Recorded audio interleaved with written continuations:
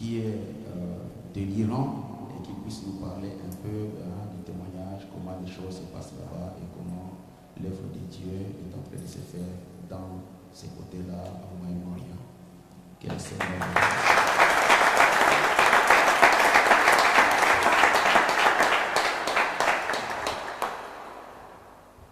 Que le Seigneur vous bénisse. Amen. C'est un honneur d'être parmi vous aujourd'hui. C'est avec beaucoup d'émotion que je suis ici, parce que à part les églises du message que nous avons planté au Moyen-Orient, c'est la première fois en sortant de l'Iran et de la Turquie et du Moyen-Orient que nous retrouvons après 25 ans. Amen.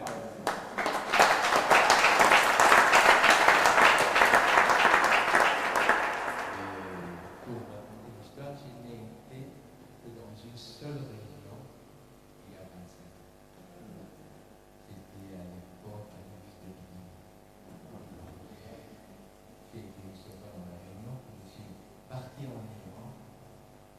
Nous avons apporté le message, la parole de Dieu en Iran. L'œuvre se poursuit en Turquie, en Arménie. Et nous comptons apporter cette parole dans tout le Moyen-Orient et même au-delà. Parler du comment le message est entré serait assez long, mais je crois qu'il y a deux paroles qui peuvent quelque part nous interpeller et nous aider à avancer.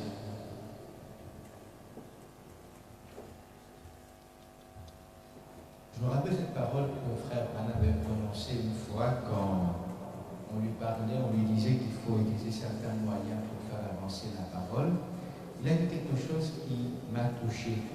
Il a dit, si c'est le message de Dieu, il ira, il atteindra le monde entier. Amen.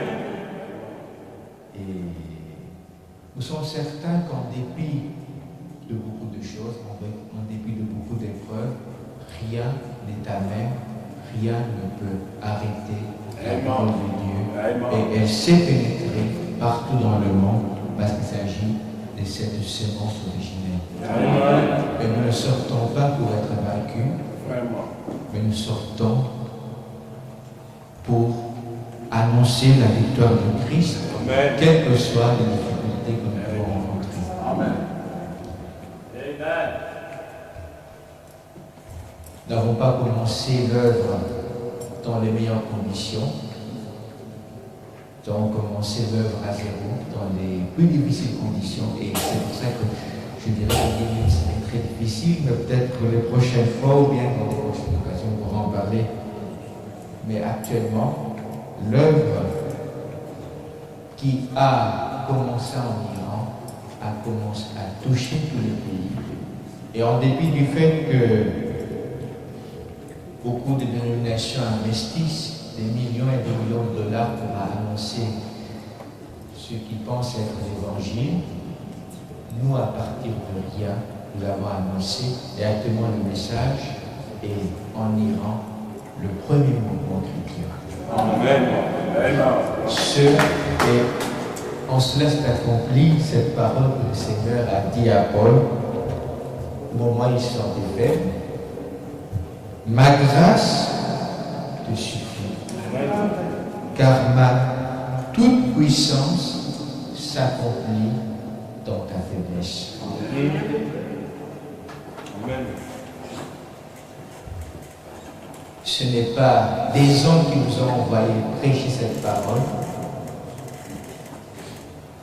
Ce n'est pas des ministères ou des organisations qui nous ont prêché.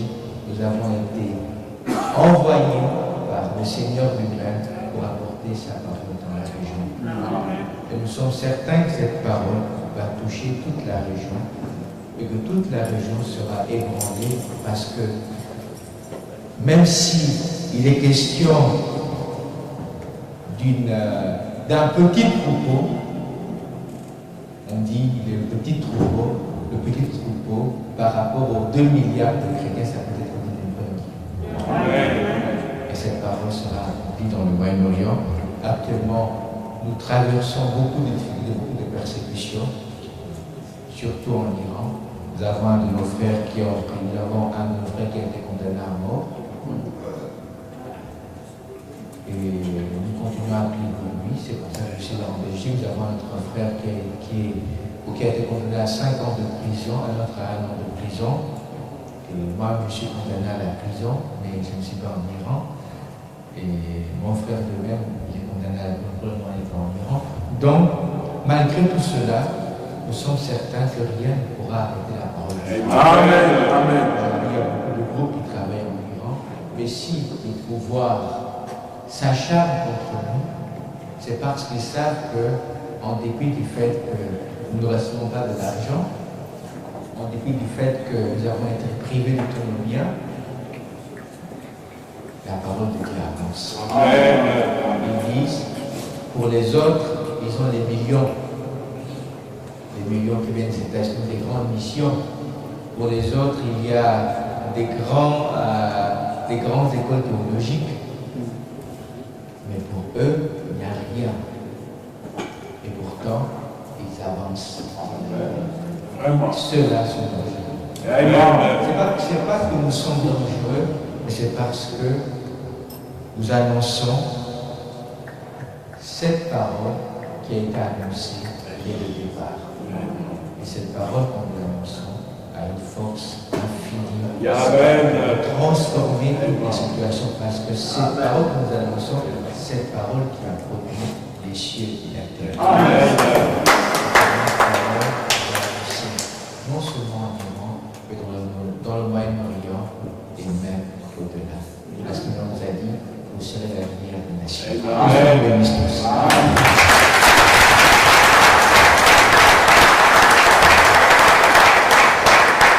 Que le Seigneur bénisse les frères, tous les frères qui sont là-bas. Comme il m'a dit, en Iran, il y a maintenant 2000 croyants maintenant en Iran. Donc c'est vraiment un travail de bravoure. Vous connaissez ces pays, sont des pays islamiques où on n'autorise même pas d'entrer avec la Bible. Bon, selon ce que nous apprenons ici, et de voir maintenant des gens qui vont braver cela, vraiment il faut du courage. Que le Seigneur les bénisse richement. Pour ce matin, nous aurons le frère Tim qui va prêcher ce matin. Amen.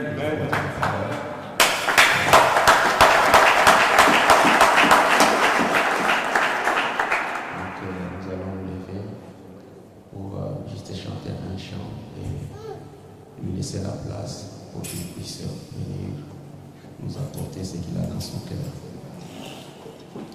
Un désir ardent. Il y a le frère Bernard que je vois, que le Seigneur le bénisse. Que le Seigneur le bénisse. Un désir ardent est en moi pour être plus comme toi et plus fort tous les jours.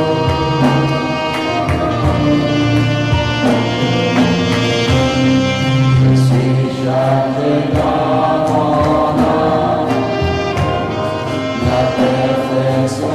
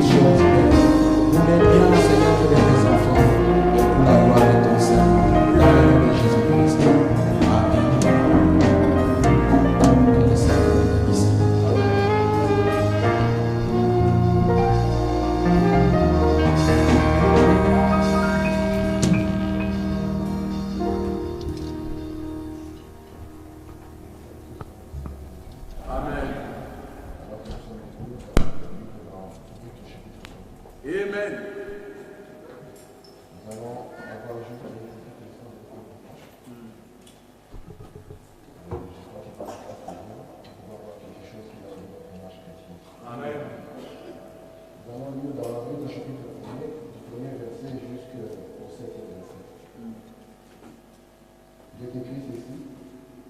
Du temps des juges, il y a une famille dans les pays. Le nom de Bethléem de Juda partit avec sa femme et ses deux fils pour faire un séjour dans le pays de Moab. Le nom de cet homme était Elimelech, celui de sa femme et ses deux fils s'appelaient Machlon et Kiljon. Ils étaient patients de Bethléem de Juda. Arrivés au pays de Moab, ils y fixèrent leur demeure. Elimelech, mari de Naomi, mourut, et elle resta avec ses deux fils. Ils prirent des femmes moabites dont l'une se nommait Orpa et l'autre Ruth. Ils habitèrent là environ 10 ans. Machlon et Kiljon moururent aussi tous les deux. Et Naomi resta privée de ses deux fils et de son mari.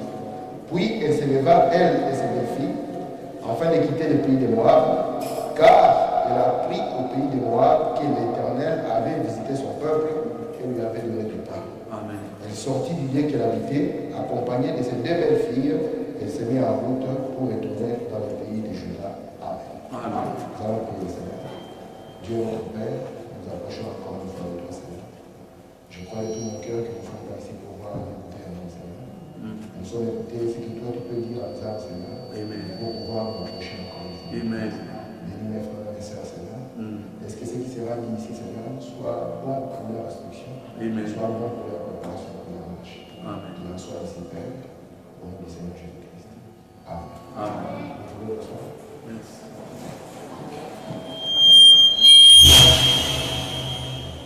Je voudrais remercier le pasteur pour cette opportunité de corps.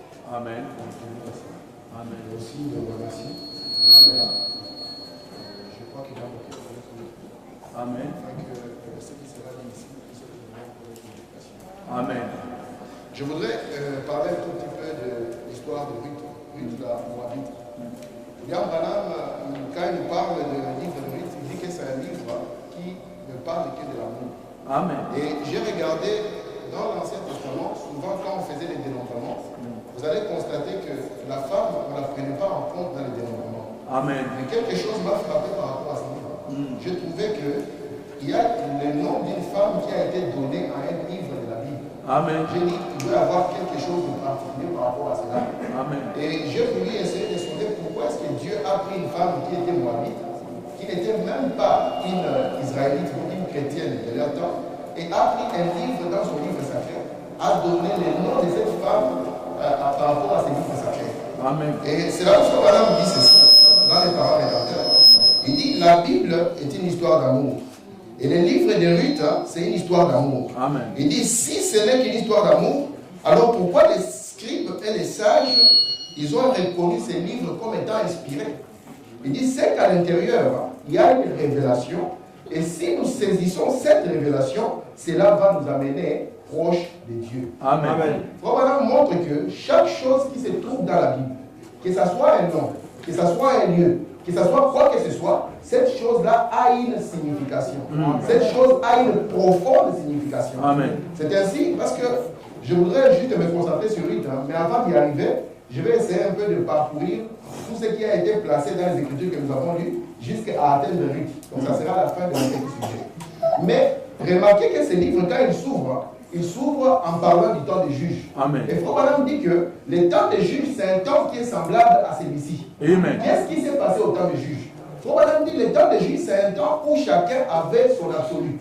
Chacun faisait ce qui était bon pour lui. Amen. Donc, vous pouvez voir quelqu'un qui fait ceci, vous lui posez la question, pourquoi tu fais ça? Il dit, je fais ceci parce que telle autre personne a fait ça. Telle église a fait ça, tel pasteur a fait ça. Voilà, dit, c'est exactement le temps des juges. Amen. C'est un temps où les gens ont un problème sérieux d'absolu. Et je crois que c'est la même chose que nous sommes en train de vivre aujourd'hui. Et pourtant, Foucault dit que l'absolu, c'est la chose essentielle. Amen. Il dit l'absolu. Quand il définit l'absolu, il dit l'absolu, c'est le point de référence final. Amen. En d'autres termes, si moi et mon frère, nous avons certaines difficultés par rapport à un point, si nous ramenons nos difficultés par rapport à ces points de référence finale, une fois que le point de référence final nous donne son avis, ça signifie que cela règle la question. Amen. Et je crois de tout mon cœur que quand Dieu envoie un prophète à un peuple, c'est le prophète qui est l'absolu du peuple. Amen. Donc ce que le prophète dit, c'est ça ce qui est l'absolu du peuple. Amen. Pourquoi je dis cela? Parce que Jésus avait dit que sur la révélation, je bâtirai mon église. Et William Branham nous dit que la révélation ne vient pas par un homme. La révélation ne vient pas par un pasteur. Mais la révélation, la parole, vient par un prophète. Et c'est que le prophète amène, c'est ce qu'on appelle le parfait en soi. C'est illimité en puissance. Et c'est là où Dieu veut voir les gens être bâtis. Donc cette famille-là était en train de vivre dans un temps comme nous sommes en train de vivre aujourd'hui. Où on a un problème sérieux d'absolu. Où un frère, quand il fait quelque chose, peut-être qu'il a regardé à son ami. Peut-être qu'il a regardé à un grand prédicateur. Peut-être qu'il a regardé à une grande église. Vous comprenez cela? De sorte que aujourd'hui on se demande, est-ce que Dieu nous a réellement envoyé un prophète ou pas? Vous comprenez cela? Mais Dieu attend à ce que nos vies soient basées sur l'absolu. Parce que l'absolu, c'est le parfait en soi. C'est pour cela que Dieu nous a envoyé un prophète. Et maintenant, nous voyons une famille. C'est une famille qui habitait dans un lieu. La Bible nous dit ici que c'était une famille qui habitait à Bethléem. Et Frère Branham va commencer à nous montrer que chaque nom qui est dans la Bible a une signification. Et vous allez voir que cette famille était tranquille. Il y avait un homme qui avait sa femme, et cet homme avait 2 enfants. Le nom de cet homme était Elimelech. William Branham prend le nom Elimelech et le définit pour nous. Ce que j'aime dans les prophètes, c'est que le prophète il a la capacité de prendre ce qui est dans les Écritures et commencer à nous donner la correcte interprétation. C'est en cela que la Bible devient une nouvelle Bible pour nous. C'est en cela où la Bible est quelque chose de particulier et de différent pour nous. Parce que les pentecôtistes ont l'Écriture, mais nous avons l'interprétation de l'Écriture. Je vais vous donner des exemples. Si par exemple nous sommes en train de dire la trompette sonnera, si vous prenez un pentecôtiste, vous lui posez la question, qu'est-ce que la trompette? Il pense qu'un jour il y aura un ange qui apparaîtra dans les cieux avec une trompette. Mais nous savons ce que c'est. William Branham vient nous dire, vous voyez la trompette, ça c'est quand le messager commence à donner son message. Quand on parle du sang par exemple, vous allez voir que les pentecôtistes, ils pensent que Dieu au ciel là-bas, il a une quantité de sang. Mais ce n'est pas ça. Frère Branham dit, vous voyez, on a eu 3 dispensations de sang. La première dispensation, c'était quand on était sous les sangs des boucs et des brebis. La deuxième dispensation, c'est quand Jésus est venu. Et quand Jésus est arrivé, il avait les sangs qu'il portait. Mais William Branham dit, ce que nous devons observer dans cet homme, ce n'est pas réellement les sangs chimiques, mais c'était la vie qui était dans les sangs. Parce que Jésus étant un homme, il n'avait que 5 litres de sang. Et 5 litres de sang ne pouvaient pas suffire. C'est pour cela que le sang que nous avons aujourd'hui, quand vous dites, oh Seigneur, lave-moi par ton sang, cela signifie quoi? Cela signifie, Seigneur, envoie ta parole et que ta parole puisse me changer. Parce qu'aujourd'hui, le sang que nous avons, c'est juste la parole de Dieu. Et nous sommes en train de voir que Dieu, dans sa bonté, il nous a envoyé un homme. Et l'homme est venu avec les définitions de la Bible. Ce qui fait que, quand les pentecôtistes parlent et que nous parlons, vous allez voir que c'est 2 mondes différents, avec toujours la même Bible. Et ils ont la Bible fermée, nous avons la Bible ouverte. Et cette Bible ouverte, c'est le prophète lui-même. Parce que William Branham dit que le prophète, c'est une Bible à laquelle on ne peut rien ajouter et rien retrancher. Et remarquez maintenant, cette famille vivait à Bethléem. Bethléem et Phrata. Ils étaient là tranquilles. Un homme, sa femme. Frère Branham dit le nom de cet homme c'est Elimelech. Elimelech signifie adoration. Le nom de sa femme c'était Naomi. Frère Branham dit ça signifie agréable. Il dit c'était une famille qui avait une adoration agréable. Qu'est-ce qui faisait que cette adoration était agréable? C'était parce que cette famille vivait à Bethléem. Et souvenez-vous que Bethléem, ça a toujours signifié Dieu, pour Dieu la maison du pain de Dieu. En d'autres termes, Bethléem, c'est comme le message pour nous. C'est la maison du pain de Dieu. Aussi longtemps que nous sommes là, alors la bénédiction sera là. Aussi longtemps que nous sommes là, alors l'adoration sera parfaite ou agréable. Mais remarquez une chose. Quand nous allons voir les noms des 2 enfants, l'un va s'appeler Malchion et l'autre va s'appeler Kiljon. William Branham nous dit que Malchion signifie maladie et Kiljon signifie inquiétude. On va se poser une question. Comment une famille qui est censée être une adoration agréable, va encore avoir au sein d'elle-même la maladie et les inquiétudes? C'est là où Frère Branham nous montre qu'en Dieu, il y a 2 lois. Il y a la loi de la vie d'un côté et il y a la loi de la mort de l'autre côté. Le livre d'Hétéronome signifie la seconde loi. C'est pour ça que vous allez voir que quand Moïse parlait à Israël, à la fin de son discours, il met Israël devant les 2 lois. Il dit, si vous obéissez la parole, vous allez vivre. Si vous ne voulez pas de la parole, vous allez mourir. Mais remarquez cette famille. Comme la famille a frappé le pays, au lieu qu'ils demeurent dans les lieux où Dieu les a placés, la maison du pain de Dieu, ils ont dit non, nous on ne va pas rester ici. Nous allons descendre à Moab pour essayer de sauver nos vies. Ils ont quitté la maison du pain de Dieu, ils sont descendus à Moab. Il faut madame dire, remarquez là-bas ce qui est arrivé. La première des choses, quand vous quittez la position de la parole, vous allez perdre l'adoration. Et automatiquement, Elimelech, qui était l'adoration, c'est parce que à l'école le dimanche, on a essayé de développer un peu l'adoration. Je vais dire 2-3 petits mots là-dessus. Vous voyez, l'adoration est basée sur 3 principes. Et les 3 principes de l'adoration, c'est que vous avez en premier lieu l'objet d'adoration, vous avez le nom d'adoration et vous avez les lieux d'adoration. C'est ça la véritable adoration. Vous devez avoir un objet que vous adorez. Parce que Dieu ne signifie que objet d'adoration. Donc, mais cet objet-là doit avoir un nom. Et cet objet-là doit être adoré à un lieu. C'est la raison pour laquelle quand Jésus avait rencontré la femme au puits, il lui a dit que l'heure est venue où les vrais adorateurs, il dit, n'adoreront plus sur la montagne ou à Jérusalem. Donc il était en train de montrer que les lieux d'adoration avaient changé. Et nous savons que l'objet que nous adorons, c'est le Seigneur Jésus-Christ. Amen. Maintenant, remarquez, c'est la famine qui a fait que cette famille a quitté la position de Dieu pour se retrouver à Moab. Et Frère Branham dit que chaque chose qui se trouve dans l'Ancien Testament, c'est un type qui est dans le Nouveau. Et toute chose qui est dans le Nouveau Testament, c'est un type de ce qui se passe aujourd'hui. Cette famine qui est ici, c'est la famine que Dieu a annoncée aujourd'hui. Il a dit qu'il y aura une famine terrible qui frappera la terre. Et souvenez-vous, quand Frère Branham a commencé à parler de ça, les frères de l'époque, ils sont partis dans les magasins, ils ont acheté à manger. Parce qu'ils pensaient que c'était une famine qui était une famine physique. Mais la famine dont Dieu parle ici, c'est une famine d'entendre les paroles de Dieu. D'entendre exactement ce que Dieu voulait dire à l'église sans le dire ouvertement. C'est pour ça qu'il dit que la Bible, c'est un livre d'amour. Et dans le livre d'amour, William Branham dit, si j'écris à ma femme, je lui dirai ceci ou cela, mais comme elle connaît ma nature, comme elle me connaît réellement, elle va comprendre ce que je voulais dire. C'est là où Jésus a dit, je te remercie Père, de ce que tu as caché ces choses aux sages et aux intelligents, mais tu les as révélés aux petits-enfants. Les petits-enfants, ce ne sont pas les bébés. Les petits-enfants, c'était cela que Dieu avait promis pour Malachie 4. Parce qu'il avait dit que tu seras envoyé pour ramener les cœurs des enfants. Il faut madame dire, les enfants là, ce sont les gens qui ont la capacité d'apprendre. Et c'est la chose difficile que nous avons aujourd'hui. Les gens ne veulent plus apprendre. Il faut madame dire, un homme t'écoute, hein, c'est juste pour avoir des arguments pour discuter. Vous comprenez? Mais il a été promis que quand il viendra, il trouvera des gens qui ont la capacité d'écouter Dieu parler. Et c'est ceux-là qui seront ramenés par le mystère. Amen. Je vais lire un peu Frère Branham. Amen. Frère Branham dit ceci dans Pourquoi la petite Bethléem. Il dit ceci. Il dit, on disait aussi Ephrata de Bethléem. Bethléem, Ephrata, ce qui signifie racine. Cela vient du mot Hemp, qui signifie racine. Et cet ancien district s'appelait Ephrata, ce qui signifie le commencement de la vie. Amen. Donc Dieu voulait les garder là où la vie avait commencé. Et j'espère que par la grâce de Dieu, nous allons faire un petit voyage. Nous allons essayer de quitter Moab pour retourner à Bethléem avec Ruth la Moabite. Il dit, si vous n'êtes jamais allé à Bethléem, hein, venez ce matin. Bethléem, c'est là où il y avait l'eau et le pain de vie. Il faut madame pas dire que même l'eau de Bethléem était une eau particulière. Si vous vous souvenez de la fuite de David, vous allez voir qu'un jour David avait fui.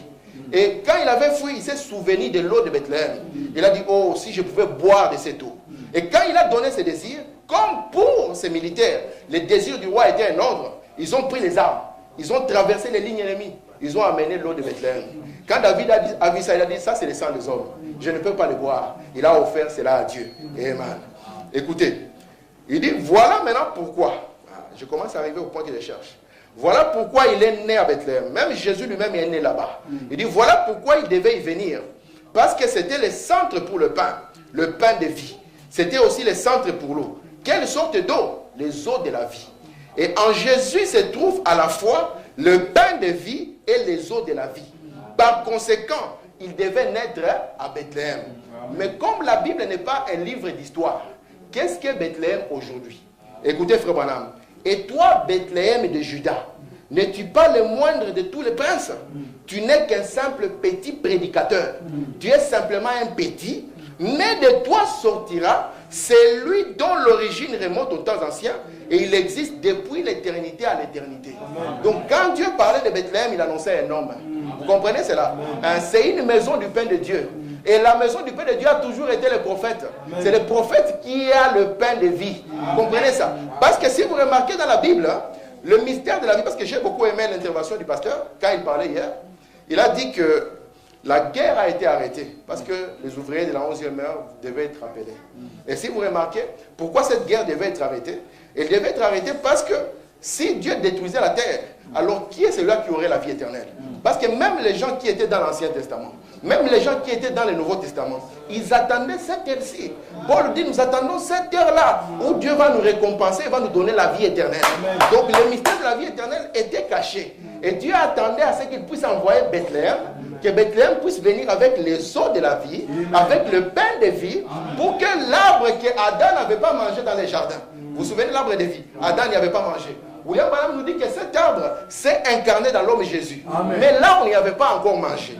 Parce qu'il devait essayer d'ouvrir seulement les chemins vers l'arbre. Mais ici, au temps de la fin, quand Bethléem arrive, alors Dieu ouvre les chemins pour que le peuple de Dieu puisse avoir accès à la vie éternelle. C'est pour ça qu'il dit que, vous voyez ce prophète de Malachie 4. Il dit, ce prophète de Malachie 4 a été annoncé depuis l'Ancien Testament. Il dit, il n'en était pas ainsi de Paul. Il n'en était pas ainsi de qui que ce soit. Amen. Mais quand il s'agit de William Branham, on a commencé à l'annoncer depuis l'Ancien Testament. Amen. Parce que quand nous prenons l'écriture, par exemple, de Malachie 4, elle ne se trouve pas dans le Nouveau, elle se trouve dans l'Ancien Testament. Amen. Dieu était en train de viser sa finalité. Il était en train de viser ce temps de la fin où les eaux de vie et les pains seraient disponibles. Écoutez William Branham, il dit, la Bible n'est pas un livre de système. Non, messieurs. Elle n'est pas un livre de système. Non plus, elle n'est pas un code moral. C'est pour dire quoi? Pour dire que le message, ce n'est pas juste que nous portions de longues robes, de longues jupes et que nous suivions une certaine ligne de moralité. Le message est au-delà de la morale. Écoutez, la Bible n'est pas le livre des systèmes, ni des églises. Elle n'est pas un livre de morale, monsieur. Frère Branham dit, c'est la différence que j'ai trouvée entre la Bible et tous les autres livres de religion. Il dit, les autres livres de religion, ce sont des codes de morale. Ne faites pas ceci, ne faites pas cela, faites ceci. Mais il dit, mais cette Bible, c'est la révélation entière de Jésus-Christ. Et vous savez, quand on parle de révélation de Jésus-Christ, vous savez, Jésus-Christ, c'est lui l'époux. Et quand on parle de révélation de l'époux, ça signifie que c'est l'épouse qu'on est en train d'introduire. Vous comprenez ça? Donc cette Bible, elle était en train de parler de l'épouse, de la manière dont Dieu viendrait et se manifesterait dans l'épouse.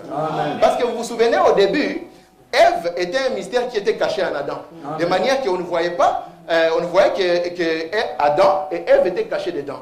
Mais à la fin maintenant, à la fin du discours, nous trouvons maintenant que Jésus-Christ est le mystère qui est caché maintenant dans l'épouse. Donc quand on voit l'épouse, ça signifie que Jésus-Christ, c'est lui la force qui est derrière. Amen. Mais remarquez maintenant que Dieu était bon. Il a pourvu pour un prophète comme ça. Un prophète qu'on avait attendu depuis la nuit des temps.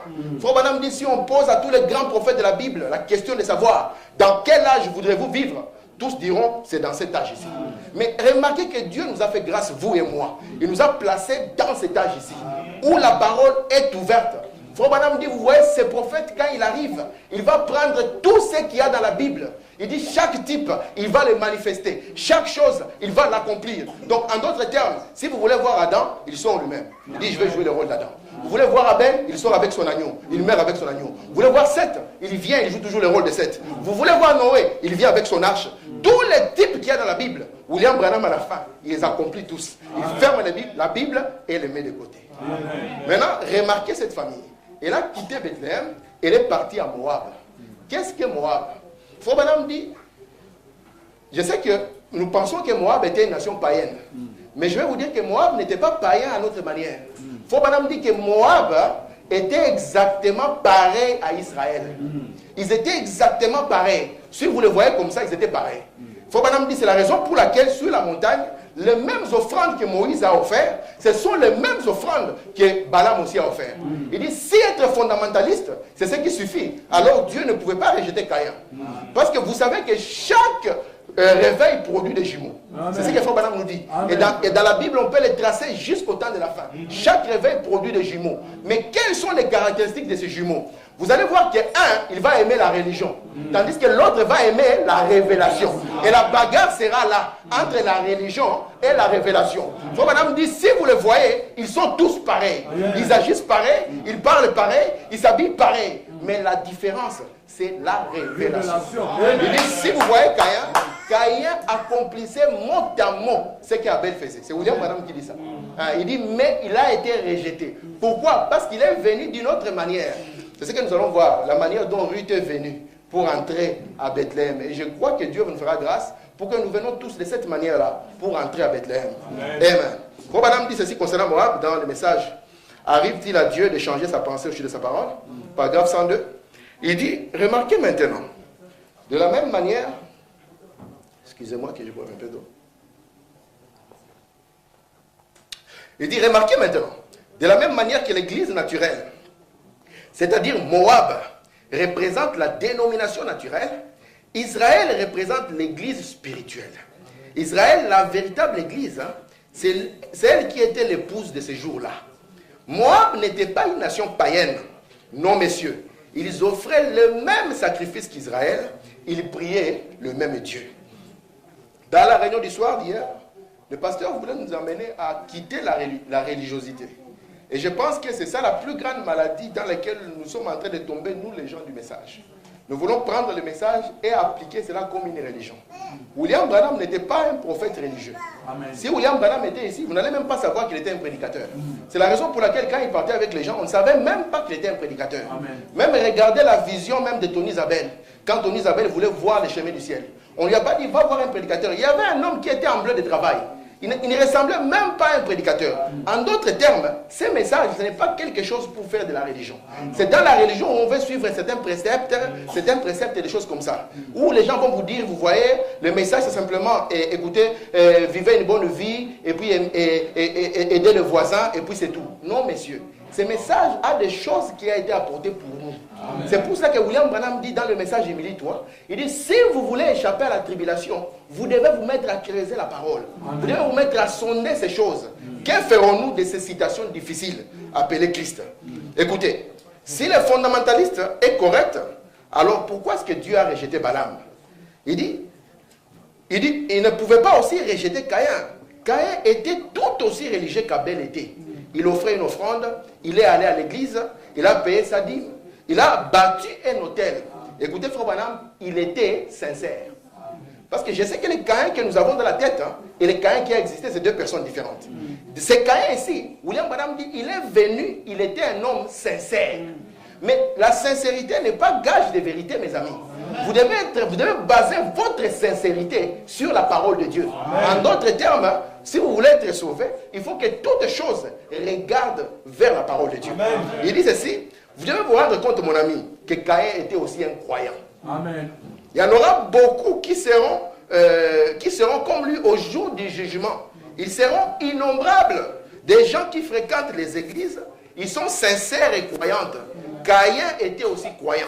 Moab aussi. Balaam aussi. Ils étaient fondamentalistes. Et quant aux Écritures, ils étaient en ordre.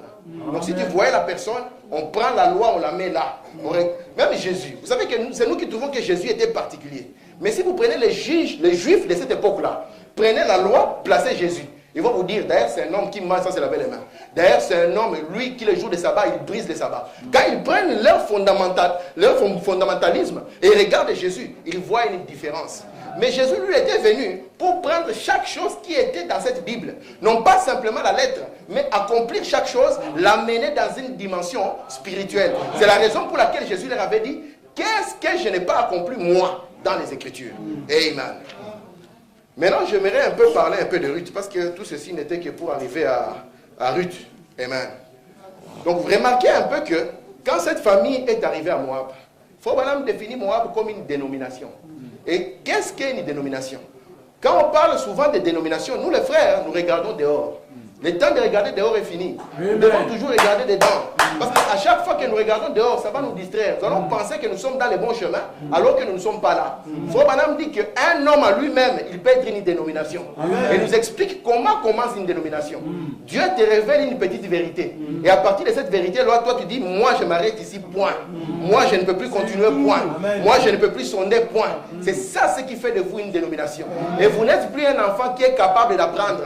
C'est la raison pour laquelle aujourd'hui on a difficile. Parce que chaque personne est déjà figée dans une forme.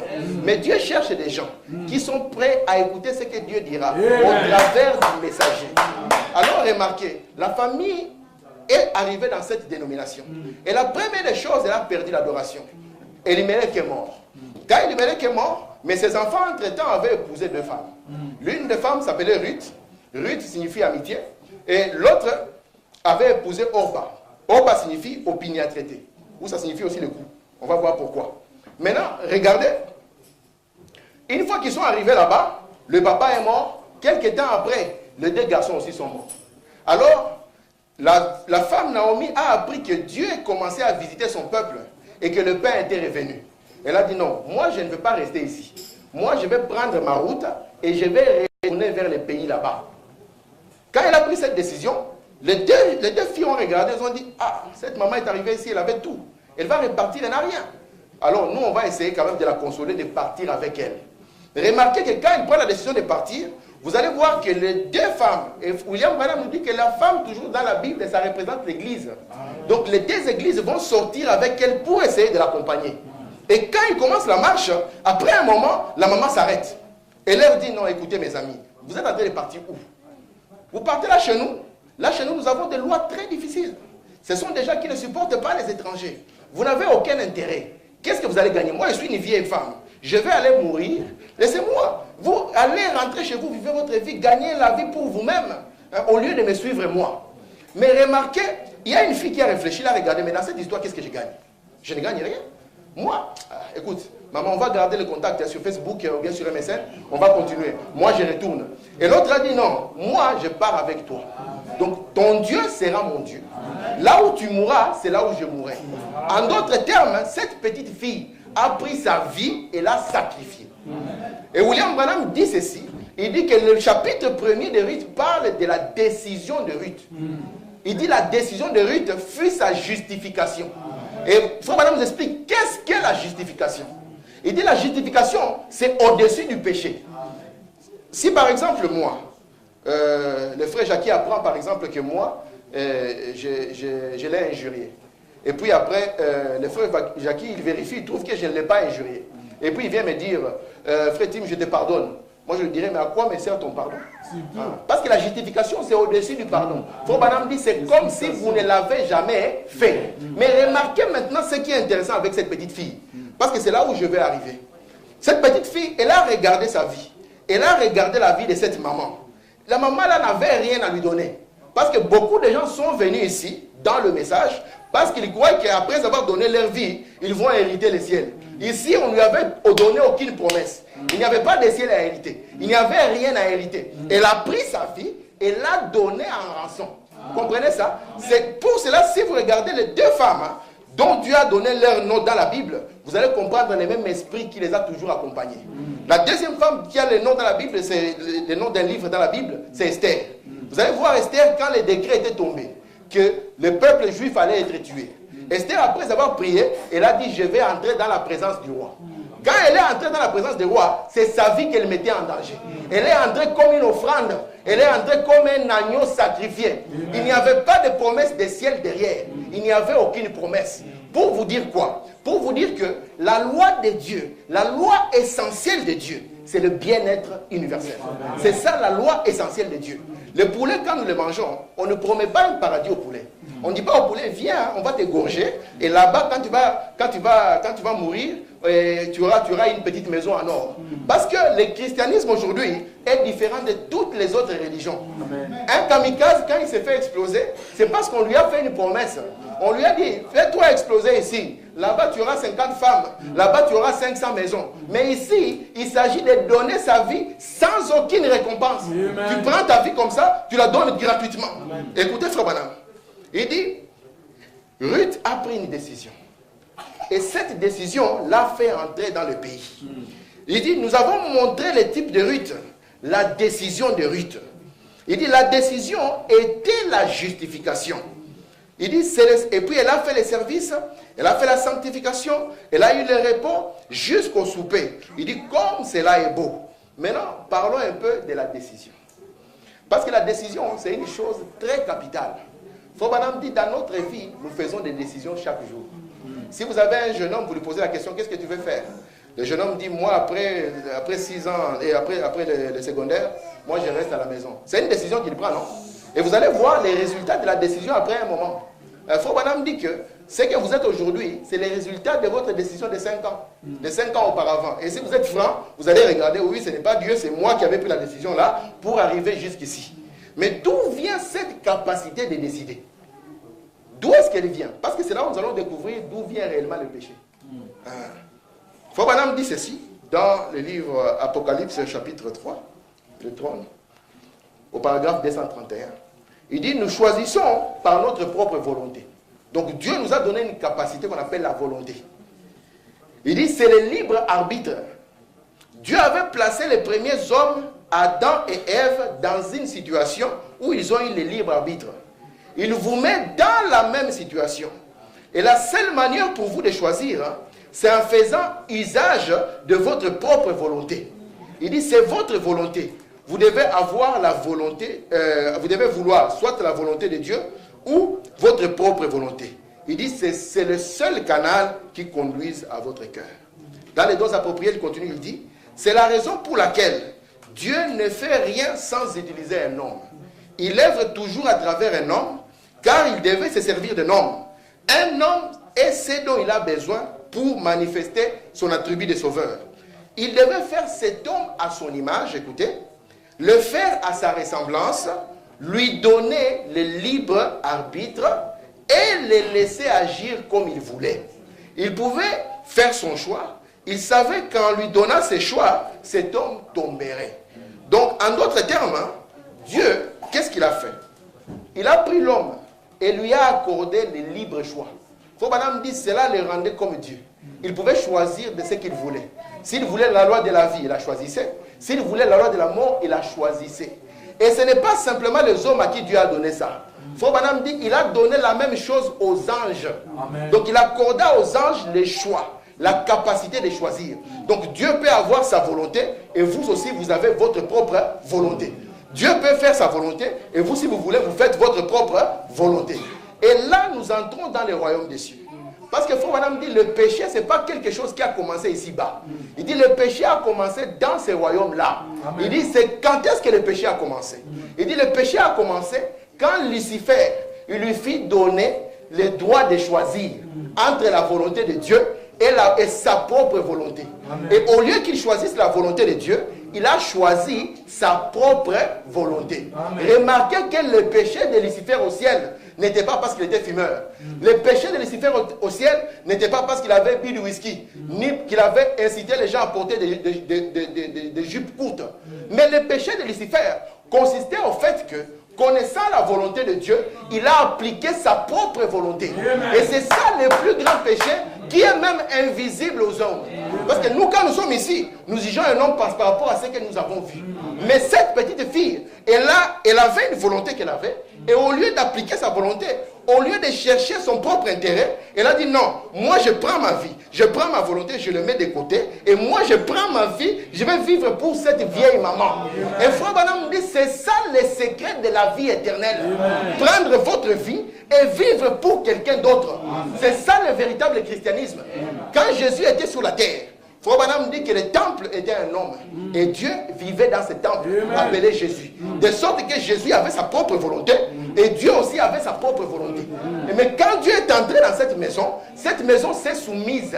Elle a dit, Seigneur, non pas ma volonté, mais que ta volonté soit faite. Donc le mystère du péché au ciel, ce n'est pas quelque chose de visible. C'est quelque chose qui est caché dans le cœur. Et c'est ce que Ruth nous a montré. Comment est-ce qu'un homme, dans un monde où nous sommes, un monde comme celui-ci, tu peux accepter, moi maintenant, je vais prendre ma vie ici, je vais accepter moi, de la mettre de côté, et vous allez voir que même la marche de Ruth va être échangée par cette décision. Vous voulez que je vous le montre? Ruth, quand elle va commencer à marcher, si par exemple elle arrive quelque part, où il doit faire une magouille, elle va dire non, moi j'aimerais faire la magouille, mais comme j'ai dit qu'à partir de ce moment-ci, je ne vis plus pour moi-même, vous comprenez ça? Mais je vis pour Dieu. Alors, je prends ma volonté, mes intérêts, je les mets de côté et j'applique la volonté de Dieu. Elle n'a pas appliqué pour gagner le ciel. Non, mes amis. Elle n'a pas appliqué pour gagner quoi que ce soit. Elle a appliqué parce qu'elle a aimé Dieu. C'est ça la chose. Amen. Donc, le péché commençait avec Lucifer. Et Lucifer, la Bible dit que l'iniquité fut trouvée en toi. Et William Branham définit ces mots. Il dit l'iniquité c'est quoi? C'est connaissant la volonté de Dieu et ne la faisant pas. Amen. Si vous remarquez, le pasteur nous a parlé hier, il a dit que nous devions nous tourner vers le nord. Vous savez pourquoi vers le nord? Pourquoi on devait se tourner vers le nord? Pourquoi pas vers le sud? Nous savons que l'épouse, il vient du sud. Alors pourquoi pas vers l'est? Parce que l'est, c'est la porte de Léo le lion. C'est lui qui s'élève là-bas, c'est Judas. Pourquoi pas vers l'ouest? Mais il a dit, tournons-nous vers le nord. Frère Branham dit, et vous allez remarquer que même Lucifer, c'est la position qu'il cherchait. Parce qu'il avait dit que, je vais mettre mon trône au-dessus des étoiles, vers la direction du septentrion. Et si vous prenez vos dictionnaires, les septentrions signifient le nord. Et les septentrions parlaient de 7 étoiles qui allaient paraître au nord. Si vous prenez vos dictionnaires, même les encyclopédies, vous allez voir ça. Parce qu'ils savaient qu'au nord, il y avait 7 étoiles. Donc de Paul à Branham. Mais c'est cette étoile qui était venue des nordistes, de Paul à Branham. Il devait pointer une étoile. C'est une constellation qu'on appelle la grande ours, qui pointe à une autre constellation, la petite ours. Et l'étoile qui est là-bas, on appelle ça l'étoile polaire. Cette étoile polaire, elle est le centre de tout. Amen. Toute chose tourne autour de cette étoile. Et c'est ce que Lucifer voulait. Il voulait que chaque chose tourne autour de lui-même. Et c'est le grand problème dans lequel nous avons dans l'église aujourd'hui. Les gens veulent être la référence. Ils veulent que chaque chose tourne autour du soi. Et Dieu, quand il regarde le moi en vous, il n'a pas de place. Parce que souvenez-vous, William Branham nous a dit, nous ne pouvons pas être deux sur la scène.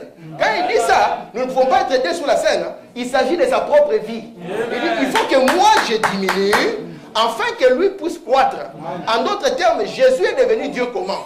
Jésus est devenu Dieu parce qu'il a abandonné toute sa volonté. Il a délaissé cela afin que la volonté de Dieu les remplisse.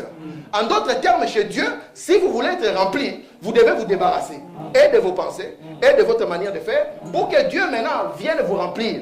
Parce que vous ne pouvez pas être deux sur la même scène. C'est là où Frère Branham va dire, petit poisson, je te donne la vie. Le jeu là, ce n'est pas William Branham. C'est le jeu de Dieu qu'il a complètement rempli. Donc dans sa propre volonté. De sorte qu'il a dit dans Ephésiens 3, que vous soyez remplis jusqu'à la plénitude de Dieu. Maintenant, remarquez, cette petite fille de Ruth, Dieu était en train de la prendre. Elle voulait quitter. Elle a dit, je prends une décision. Remarquez, le tabernacle était fait, on a vu ça à l'école le dimanche, était fait d'une certaine manière. De sorte qu'à l'est, il y avait, vous savez que le tabernacle était fait de 3 parties, non? Amen. Et que ces 3 parties ne parlaient que de l'homme. Et on avait le parvis extérieur qui était à l'est. On avait les lieux saints et on avait les lieux très saints qui étaient à l'ouest. Donc, si vous vouliez que Dieu puisse vous exaucer, vous devez prendre le sang de l'agneau, l'amener de l'est jusqu'à l'ouest. En cela, nous pouvons voir beaucoup de choses. Mais remarquez maintenant, ce qu'il y avait dans le parvis extérieur, c'était quoi? Dans le parvis extérieur, il y avait ce qu'on appelle l'autel des sacrifices. Donc, si vous voulez entrer dans le tabernacle, vous devez passer par l'autel des sacrifices. Et les sacrifices dont Dieu demande aujourd'hui, c'est votre propre vie. Amen. Donc vous allez donner votre vie sans qu'on puisse vous dire. Donc de sorte même que, si on vous dit aujourd'hui, écoutez, vous allez aller en enfer. On dit vous allez aller en enfer. C'est Dieu qui dit, vous allez aller en enfer. Je vous dis que dans les églises où on a aujourd'hui, si Dieu donne la liste là des gens qui vont aller en enfer, dans la deuxième seconde, tous ils sont dans les bars. Parce qu'ils sont venus dans un certain but d'avoir une récompense. Mais ici, il n'y a pas de récompense. De sorte qu'il faut me dire, même s'il m'envoie en enfer, j'y vais dans la joie. J'arrive là-bas tellement que j'aime ça. Je commence à parler de Jésus en enfer. Il dit, et je vais faire tellement de bruit en enfer qu'on va comprendre que ça, ce n'est pas ma place. C'est ce genre de personnes que Dieu aime. Amen. Maintenant, quand Dieu a pris Ruth et a essayé de la ramener, la première des choses qu'elle a fait, elle a donné sa vie. Elle a dit, je prends ma vie. Je la donne, sans prix, sans argent. Même si on me dit que, oh non, on dit, pourquoi tu as donné ta vie? Elle a dit, non, parce que j'ai aimé cette maman. Et j'ai compris qu'il faut quand même que je vive pour elle. Regardez comment elle est venue ici. C'est pour ça même, quand Boaz l'a rencontré, il dit, j'ai appris tout ce que tu as fait pour ta belle-mère. Écoutez, frère Branham, dans le message des parents rédempteurs, il dit, Ruth, dans son cœur, ne savait pas où elle allait. Si on lui demandait, as-tu jamais été là-bas? Je ne sais pas. Il dit, elle était un type de l'église. Nous séjournons tout comme Abraham dans un pays étranger, parmi un peuple étranger.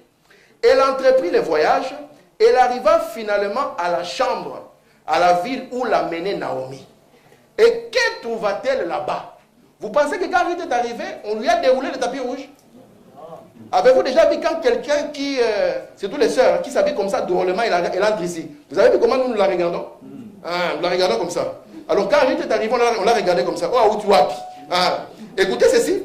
Il dit, et qu'elle trouvera-t-elle? Tous et chacun, est-ce que vous pensez lui souhaiter la bienvenue en disant, Ruth, nous sommes contents de t'avoir? Non. Elle trouva la discorde, elle trouva la malveillance, elle trouva les problèmes. C'est pour ça qu'il dit, oh, moi, vous savez, je suis arrivé dans cette église-là. J'ai fait ça, j'ai fait ça, j'ai fait ça. Frère, vous savez ce que j'ai écouté? Rien du tout. Tu pensais, frère, qu'après avoir fait, tu vas avoir quoi? Vous comprenez ça? Donc, elle est arrivée. Il faut madame dire, vous pensez qu'elle a trouvé la bienvenue? Elle a trouvé des problèmes, la malveillance. Les gens qui on l'a pointé. Regardez-la, une Moabite, une païenne. Qu'est-ce qu'elle vient faire ici? Mais elle, dans son cœur, elle avait dit, là où tu mourras, c'est là où je mourrai. Ce n'était pas une association politique du genre que tu es quelqu'un de chez nous et je te suis. Non, c'était je donne ma vie à Dieu, même si je n'ai rien en retour. Je donne ma vie. Même si demain il y a une prophétie, j'irai en enfer, je vais vivre pour lui. Parce que c'est la meilleure des choses que j'ai trouvé à faire. Il faut madame dire ceci. Les prédicateurs qui vous diront que la vie chrétienne est un lit de roses, soit il est en train de vous séduire, soit il n'a jamais passé cette expérience lui-même. Il dit, le monde va voyer.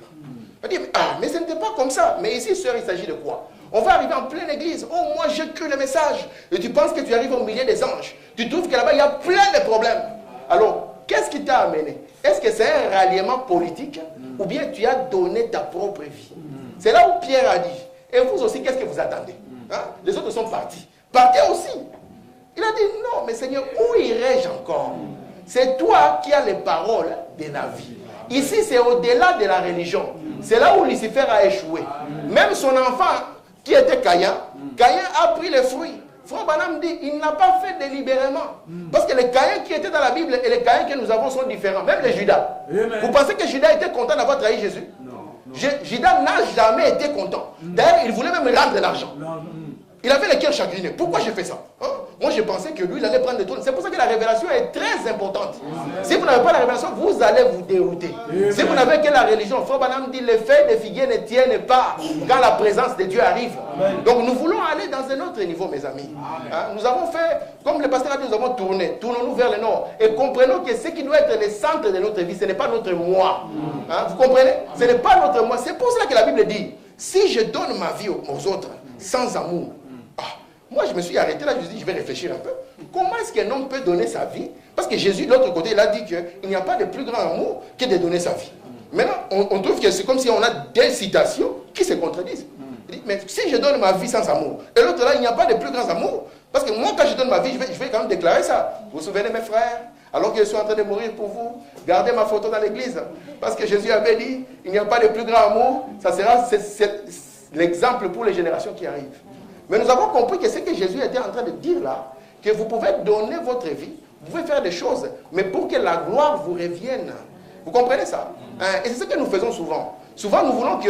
C'est pour ça que la Bible dit, ceux-là qui veulent l'approbation des hommes, ils ont déjà les récompenses. Et vous savez c'est quoi les récompenses? C'est que vous avez vraiment la gloire des hommes.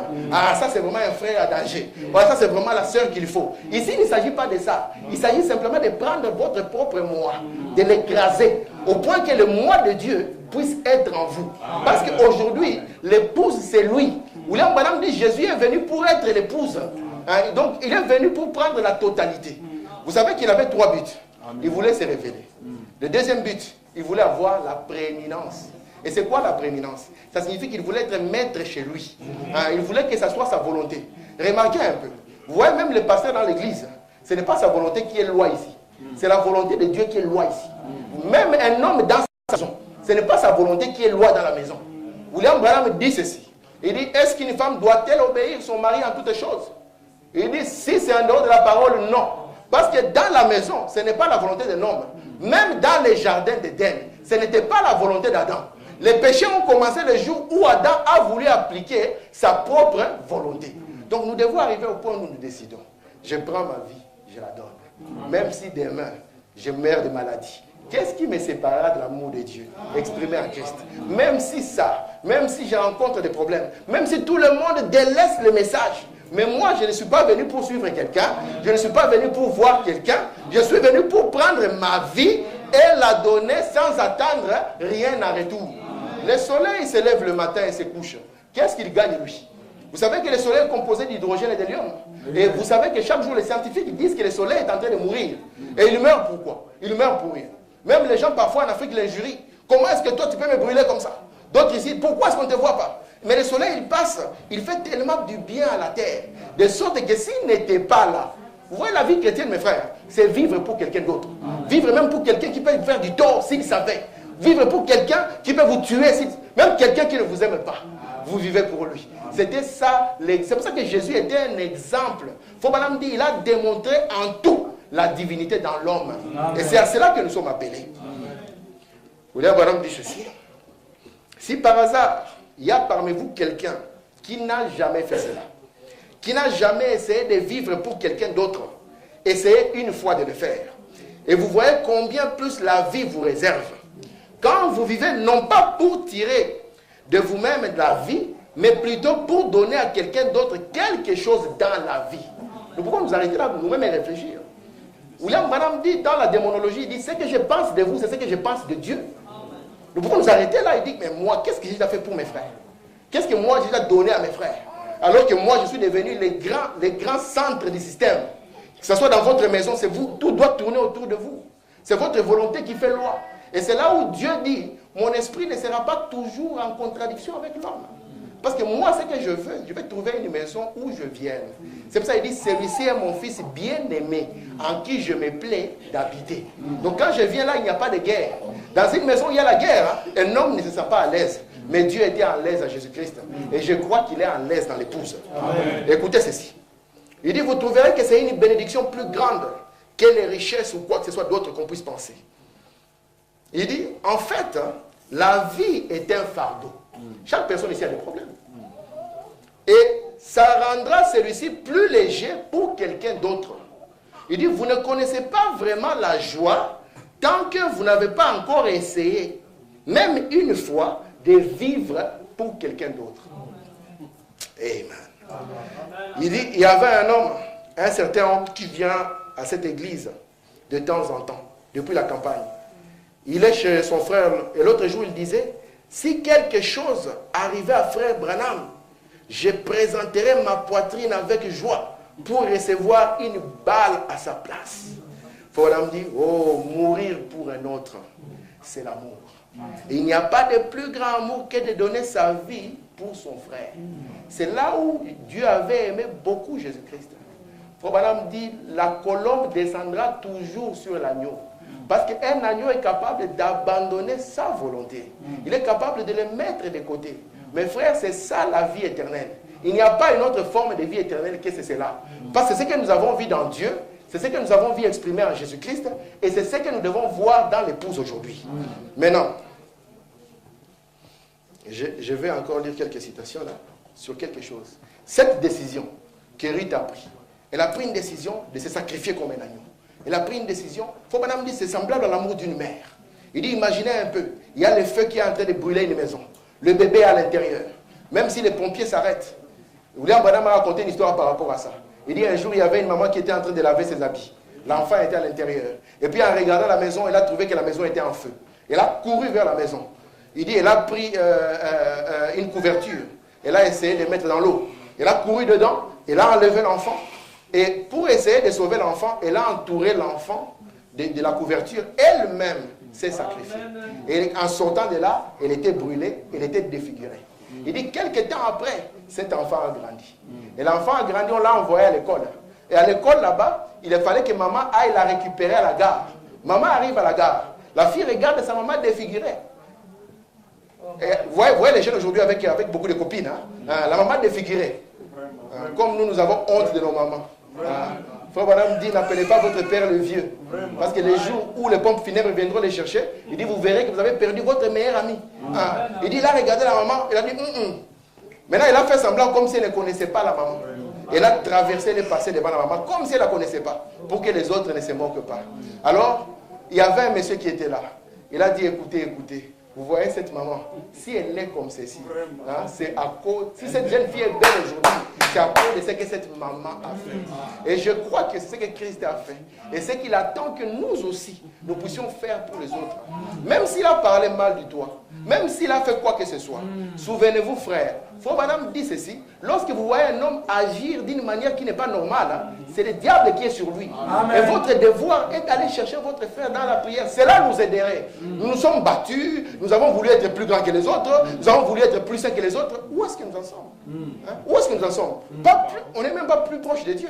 On est même plus loin de Dieu quand nous regardons nos expériences. Vous comprenez cela? Maintenant, remarquez, cette capacité de décider, où est-ce que Ruth a eu ça? Donc ça signifie que Ruth, quand elle était dans la dénomination, la pauvre, elle est née dans la dénomination. Mais quand elle a écouté Naomi, il faut pas dire que Naomi lui a parlé de son Dieu. Il dit que Naomi est semblable à l'Ancien Testament. L'Ancien Testament qui a essayé d'instruire le Nouveau Testament. Et lui a parlé de son Dieu. Mais la décision provient d'un désir. Alors il a commencé à avoir un désir dans son cœur. Il faut maintenant définir le désir comme une soif. Vous comprenez ça? Une soif. Une soif, c'est un désir douloureux. Elle a commencé à avoir un désir dans son cœur. Quel était son désir? Le désir n'était pas de naître là-bas. Elle avait le désir de naître à Bethléem. Alors elle a dit non, moi, peu importe ce que je perds, moi je monte et je vais à Bethléem. Et je vais vous dire, mes frères, ce que Dieu va regarder dans nos vies, ce qui va sortir devant Dieu, c'est le désir que nous avons dans notre cœur. Amen. Parce qu'étant des hommes, nous commettrons toujours des erreurs. Nous commettrons toujours des fautes. Donc si vous voulez avoir un homme ici qui est 100% saint, moi je n'aime pas des gens comme ça. Faut Madame dit qu'un saint c'est un péché repentant. Faut Madame parle de Ben Briand. Il dit, vous voyez cet homme Ben Briand, il est semblable à moi. Il dit, il commet beaucoup d'erreurs, mais il est prêt à venir à genoux pour les arranger. Que Dieu nous aide et fasse de nous des gens comme ça. Vous savez qu'un frère, il peut commettre une erreur. C'est pour ça que Dieu a aimé David. Il aime beaucoup David. Il voit David, il dit, David, tu as mal fait. Vous savez que dans la Bible, un homme qui commet adultère, ça n'a jamais été pardonné. Cherchez ça. Même les temples ne pouvaient pas pardonner ça. Vous ne pouvez pas prendre les agneaux et les amener au temple en disant que moi j'ai commis adultère et je vais être pardonné. On va vous tuer. Mais quand on arrive à David, même le prophète même il déclare, il ouvre la parabole, hein, il prend la Bible fermée et puis il l'ouvre maintenant pour montrer l'homme dans la Bible. Il dit, David, mais il s'agit de toi. Alors quand David a vu ça, il est tombé à genoux. Et Dieu a regardé directement dans son cœur. Il a vu que David n'a jamais eu le désir de le faire. Alors il dit, heureux l'homme à qui Dieu n'impute pas le péché. Donc le désir de David a été complètement sa justification. Quel est le désir de notre cœur? Voulons-nous être les plus saints de l'église? Voulons-nous être les plus grands de l'église? Voulons-nous être vus? Maintenant, une fois que nous sommes vus, qu'est-ce que nous allons avoir? Parce que Dieu va regarder au désir de notre cœur. Parce que vous savez, ça c'est un mystère terrible. La Bible dit que les enfants, avant qu'ils ne puissent faire ni bien ni mal, que toi et moi nous ne pouvons pas juger, ils étaient là comme ça. Mais Dieu dit, j'ai aimé un et j'ai haï l'autre. Donc en d'autres termes, vous pouvez vous prendre, aller vous enfermer dans une cage en dessous de la terre pour dire que je ne vais pas pécher. Mais Dieu va regarder le fin fond de votre cœur. Il va trouver un moi surdimensionné. Voici un pécheur qui s'est enterré déjà. Fobanaam dit ceci. Dans le message, vous devez naître de nouveau. Il dit ceci. Tout ce qui doit renaître doit d'abord mourir.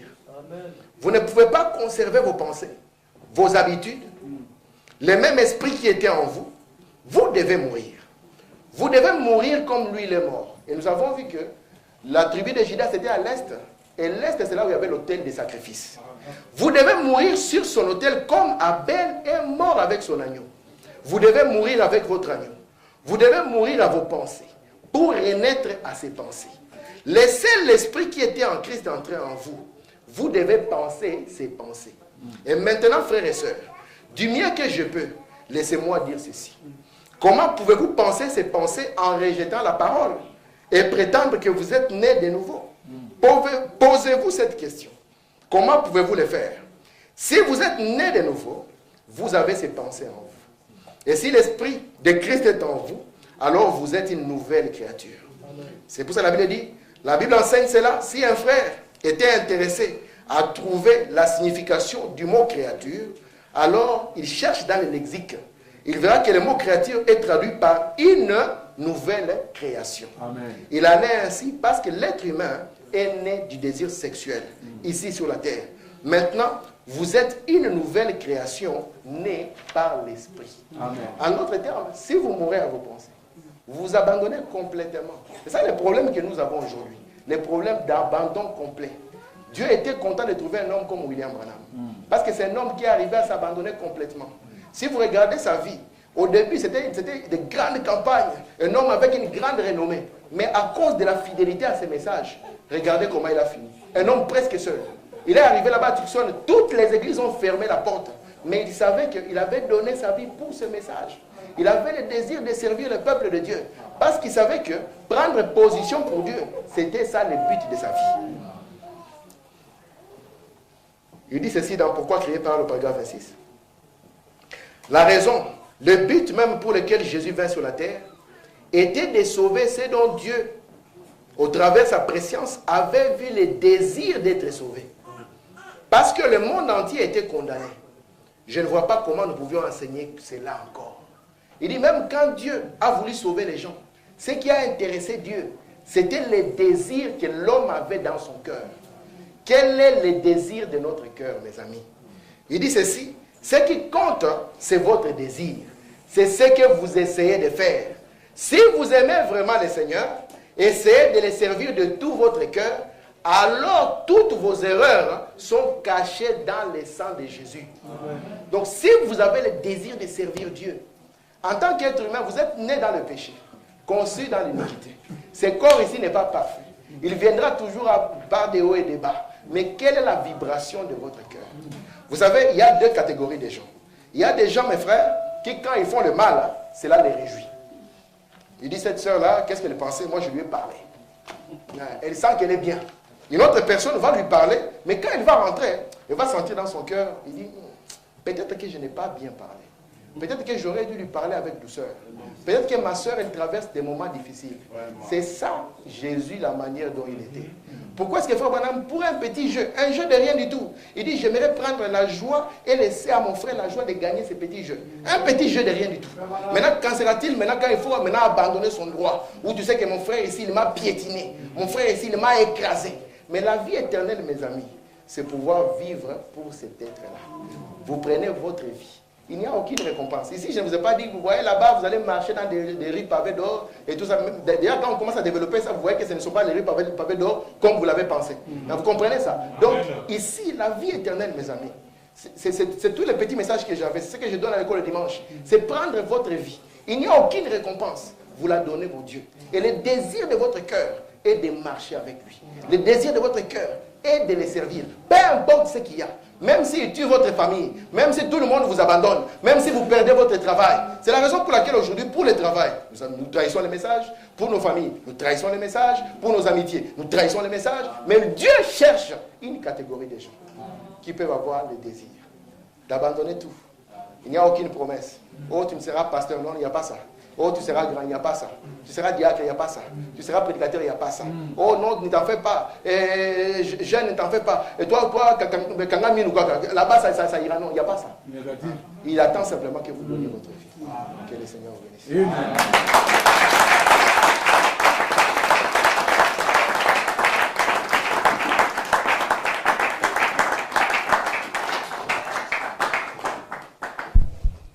Amen. Que le nom du Seigneur soit béni. Amen. Nous allons nous mettre debout.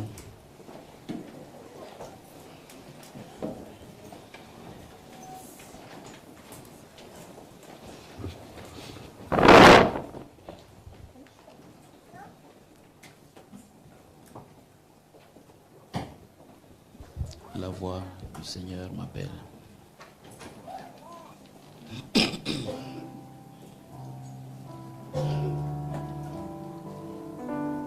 En chantant, que nous puissions méditer sur ces paroles que nous venons d'entendre.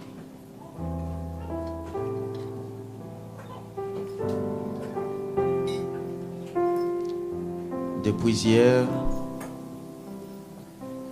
je crois aussi nous avons disposé nos cœurs pour que Dieu nous parle.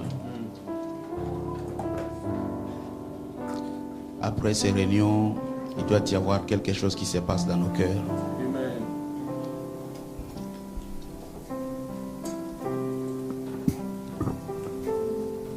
Dieu peut parler par n'importe qui.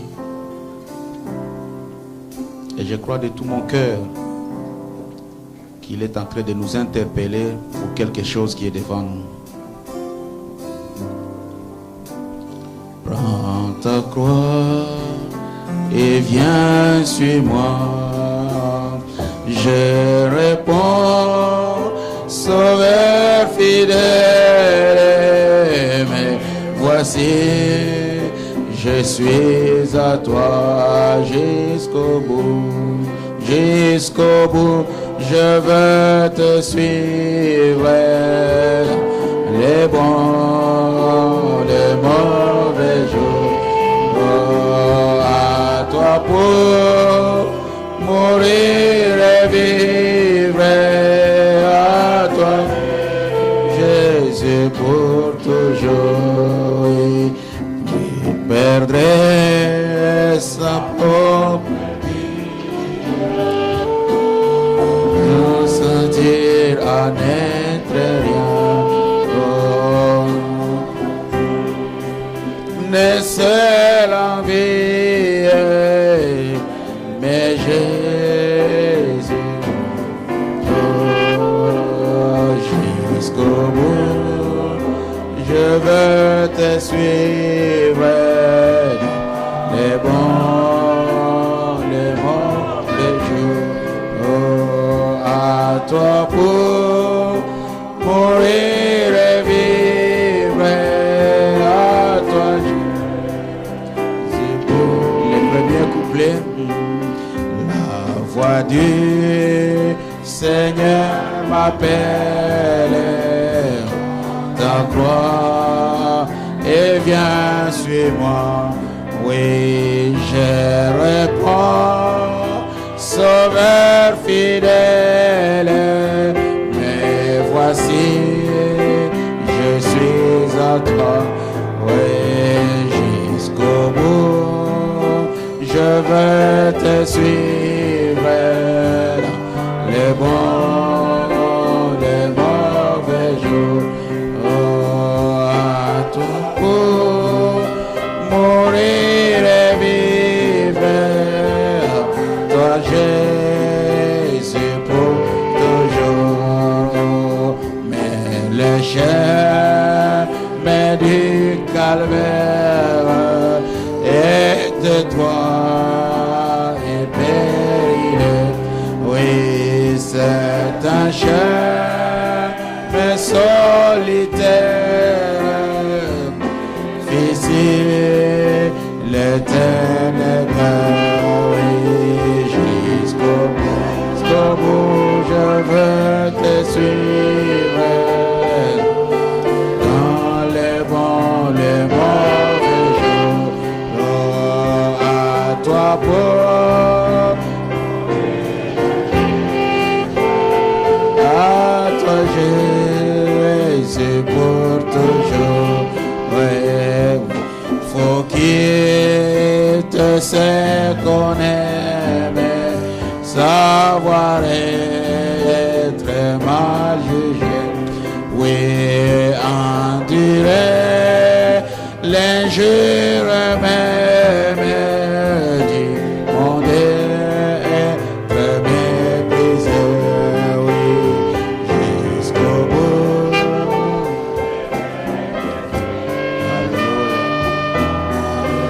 Dans les bons, dans les mauvais jours, peu importe ce qui arrive, Seigneur, je veux te suivre.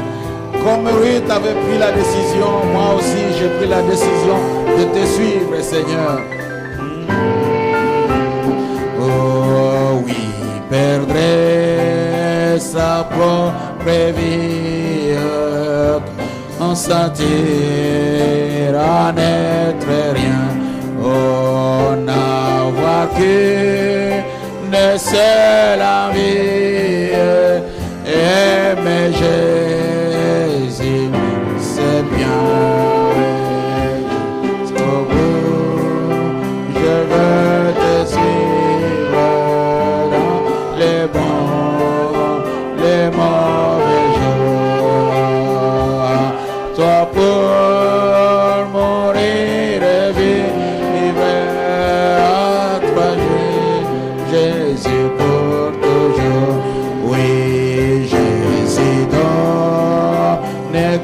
grâce et gloire pour les suivre pas à pas. Oh, avec lui, joie et victoire, paix et bonheur ici-bas. Oh, jusqu'au bout, je veux te suivre dans les bons jours. Oh, à toi pour mourir et vivre, à toi Jésus pour toujours. Oui, jusqu'au bout, je veux te suivre dans les bons jours. À toi pour mourir et vivre, toi Jésus pour toujours. Prions tous le Seigneur après avoir entendu la parole de Dieu, où nous sommes tous interpellés par Dieu, non pas de vivre la religion, mais que nous puissions prendre une véritable décision et que nous ne regardions pas au gain que nous allons avoir, aux retombées de cela, que même, comme Branham disait, que même s'il m'envoie en enfer, j'irai en enfer, mais je l'aimerai toujours. Et l'enfer saura que je l'aime, car je parlerai de lui en enfer, à tel point que l'enfer en aura mal. Et l'enfer dira que ma place n'est pas là et me rejettera. Ça doit être ainsi, mes frères. C'est pour cela que Branham disait, la vie éternelle, c'est vivre pour les autres. La vie éternelle, c'est abandonner sa propre volonté. La vie éternelle, c'est accepter la volonté de Dieu. Ce n'est plus moi qui vis. Maintenant, c'est Christ qui vit au-dedans de moi. Mon frère, ma soeur, ce matin, Dieu t'a parlé, Dieu t'a interpellé, Dieu a touché exactement ce qu'il nous faut. Ainsi, mon frère, ma soeur, c'est de toi qu'il s'agit, c'est de moi qu'il s'agit. Nous sommes venus dans le message, nous avons accepté le message. N'ayons pas d'autres pensées pour gagner quelque chose, pour avoir une certaine position, pour avoir une certaine place. Même si je suis un paillasson, même si je suis piétiné, peu m'importe, Christ en moi, l'espérance de la gloire. C'est pour cela que je suis là ce matin, pour m'exposer à Dieu, m'exposer à Christ, et que je puisse implorer sa grâce, afin qu'il puisse se déverser dans ma vie, et qu'il puisse prendre position dans mon âme, dans mon cœur, qu'il puisse soumettre ma volonté, et que sa volonté puisse prendre position, sa volonté puisse prendre le relève. Et que Seigneur, maintenant Père, que je puisse marcher différemment, que je puisse penser différemment. Seigneur Dieu, je ne veux plus de la religion de la forme. Je veux quelque chose de vrai, je veux quelque chose de réel, je veux Christ lui-même à moi. Je veux, Seigneur Dieu, marcher sur tes voies, je veux marcher selon ta parole. Seigneur Dieu, je me confie à toi Père, abandonnant tout, laissant tout pour gagner Christ, considérant tout comme de la boue. Oh Seigneur Dieu, quand Seigneur je regarde ceux qui m'ont précédé dans la foi, et je vois Seigneur Dieu ce que tu fais, Seigneur Dieu tout-puissant, je veux Seigneur encore une fois Père, oh Dieu, m'abandonner entre tes saintes mains, que je sois à toi, que je sois pour toi Seigneur. Merci Seigneur notre Dieu pour ces réunions Père que tu nous as donné Père, une réunion Père, que où nous voulons, Seigneur, nous approcher encore de toi, être beaucoup plus près de toi que jamais, Seigneur. Merci pour la conduite. Merci, Seigneur Dieu, pour, Seigneur, le contrôle. Merci, Seigneur Dieu, pour la prédication de la parole. Père, que ce ne sont pas des mots seulement, Père, mais nous voulons entrer, Seigneur, dans une autre profondeur. Nous voulons entrer, Seigneur Dieu, dans une autre manière, Seigneur Dieu, de voir ce message, de vivre ce message. Une autre manière, Seigneur, d'approcher ce message. Seigneur, d'une autre manière, Père, de te représenter ici sur la terre. Oh Dieu notre Père, à toi nous nous confions et nous nous remettons, Seigneur Dieu. Sois béni, Père. Oh Père éternel, puisses-tu, Seigneur Dieu, oh Père, t'approcher d'un chacun, Père, et interpréter ces paroles pour chacun. Seigneur Dieu, nous faire comprendre, Seigneur Dieu, ces choses, afin que, Père, nous devenions des réels et vrais chrétiens, Père, qui ont compris les choses différemment d'une autre manière, Père, et qui, Seigneur, ont une nouvelle approche, une autre façon de faire les choses, Père, afin que, Seigneur Dieu, nous soyons seuls, Père, qui vont braver, Seigneur Dieu, cet âge de la Odyssée. Merci, Seigneur. Alléluia. Alléluia. Que tu sois béni, Seigneur. Que tu sois exalté, Père éternel. Et que, Seigneur Dieu, tu nous amènes dans les profondeurs de, Seigneur, de ces pensées, les profondeurs des pensées de ces réunions, Père, afin que, Seigneur Dieu, qu'il n'y ait personne qui fait de la religion superficielle, la religion de vue, la religion d'apparence. Mais Père, que nous soyons en profondeur, Seigneur, et que notre religion soit une vie, Père, une vie réelle. Le message est vivant en nous, Père.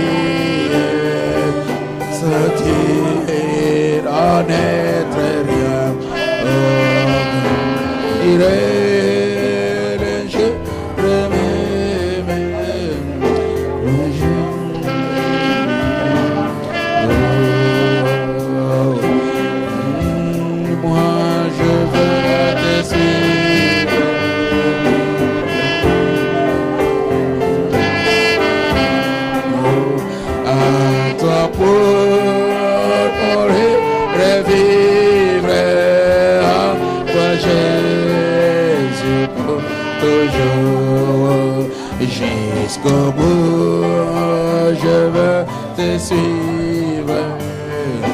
Les bons, les mauvais jours, à toi pour mourir et vivre. À toi, Jésus, pour toujours. Alléluia.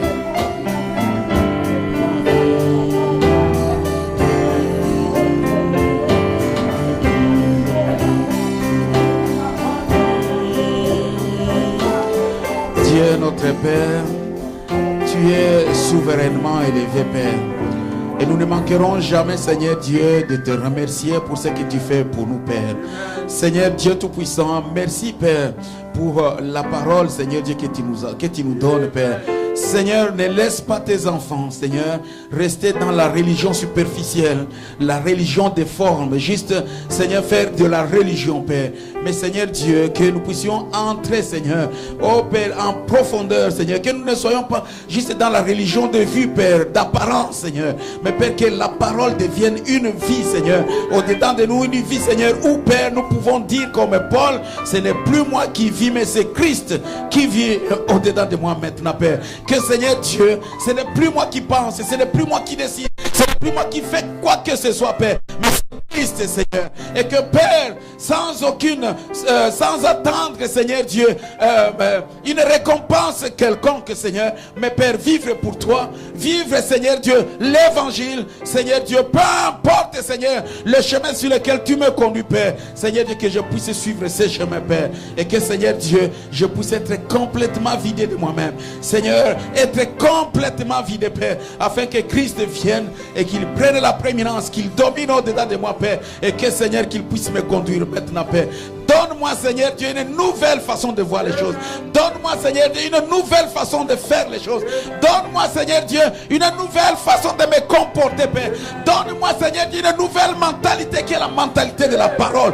Que, Seigneur Dieu, je quitte cette forme, Père, dans laquelle je me suis mis, Seigneur Dieu, afin que, Père éternel, ça soit maintenant, Père, Christ lui-même, au-dedans de moi, Christ lui-même, Père, qui conduit et qui contrôle tout, Père. Comme Ruth, Seigneur, qui a tout abandonné, Père, pour vivre pour sa belle-mère. Qu'il en soit ainsi, Seigneur notre Père, pour chacun de nous, Père, que nous puissions vivre, Père, pour les autres. Quand ton prophète nous a dit la vie éternelle, c'est vivre pour les autres et sans attendre une récompense quelconque. Seigneur Dieu Tout-Puissant, Comme nous avons entendu, Caïn, Seigneur, il était religieux, il était sincère dans ce qu'il faisait, Père. Mais Seigneur, il était dans la religion d'apparence. Mais Seigneur, nous voulons être comme Abel, Seigneur, être conduits par la révélation, vivre par la révélation. Et c'est la paix, ce n'est que ta présence au-dedans de nous, Père, qui peut nous accorder cela, Père. Merci, Seigneur Dieu, bénis, Seigneur, notre frère qui nous a apporté la parole, que nous remettons entre tes mains, Père, que Seigneur, alors qu'il a dépensé de l'énergie, que tu le fortifies. Nous prions, Seigneur notre Dieu, que tu déverses abondamment le Saint-Esprit à grâce tabernacle, et que, Seigneur Dieu, nous soyons tous emportés dans les lieux célestes en Christ et Jésus, Père. Qu'il n'y ait personne, Seigneur Dieu, qui reste oisif, Seigneur. Oh Père, je pense à cet homme qui m'avait posé la question, les buts de toutes ces réunions que nous faisons, Père. Seigneur Dieu, oh, tu es vraiment à l'œuvre. Et je vois, Seigneur Dieu, ce que tu es en train de faire. Et ceux qui sont à toi, Seigneur Dieu, ils vont bénéficier de cela, Père. Seigneur Dieu, laisse que, Père, que ton Saint-Esprit, Père, puisse ouvrir les yeux d'un chacun et que nous puissions voir ce que tu fais. Reçois toute la gloire, Père, alors que nous te prions dans le nom de notre Seigneur et Sauveur Jésus-Christ. Amen. Amen. Grâce étonnante.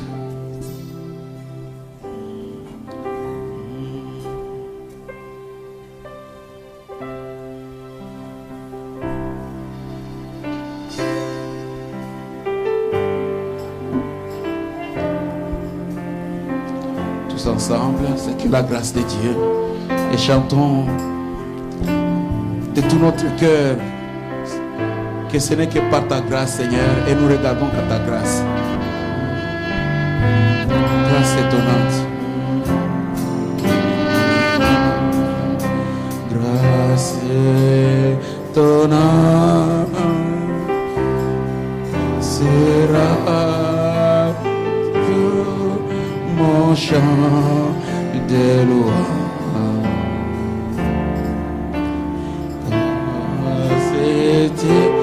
La grâce qui a acquis ma liberté.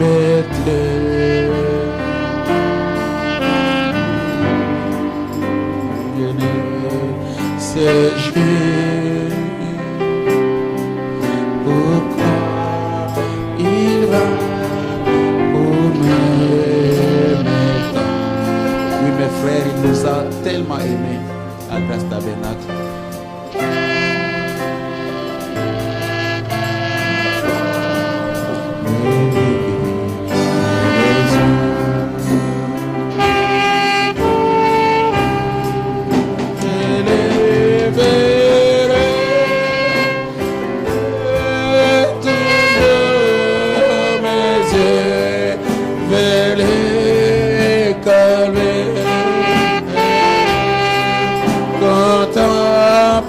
La croix, oh Jésus mort pour moi.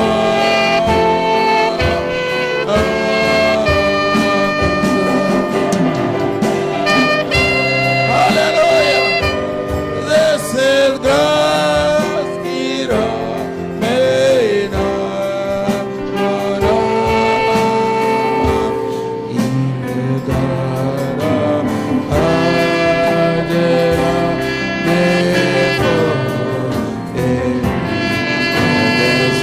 Je lèverai mes yeux toujours à terre.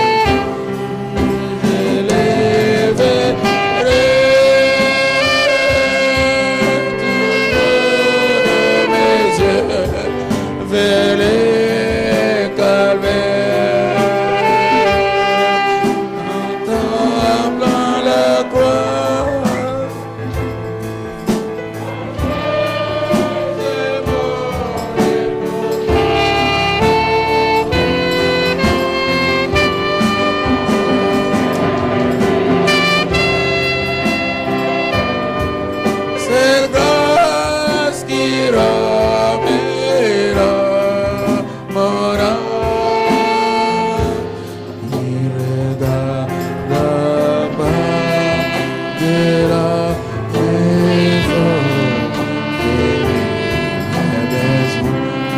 Étonnante.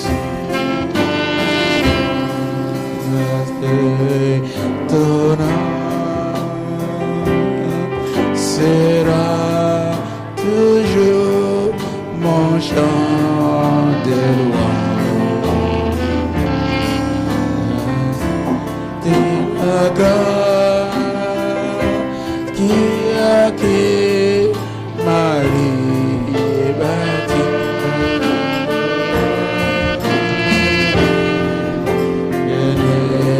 C'est Dieu, quoi il va pour mes frères. Dieu nous a aimés tellement.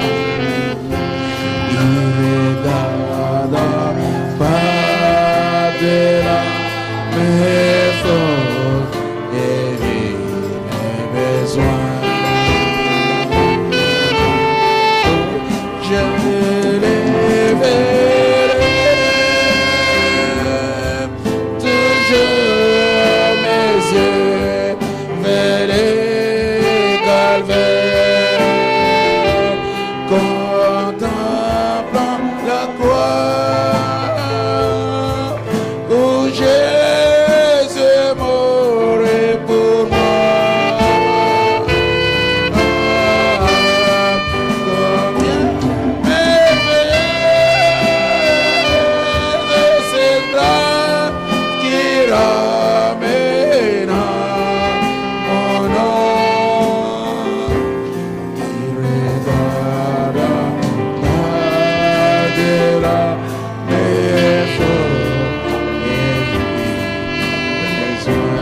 et humblement je cherche ta faveur, Seigneur. Humblement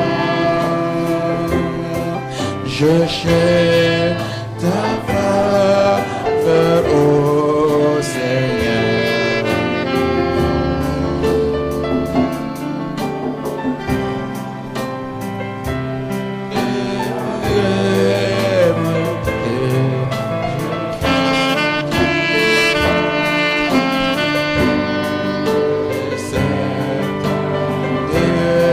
C'est ça, nous vendons autour de moi.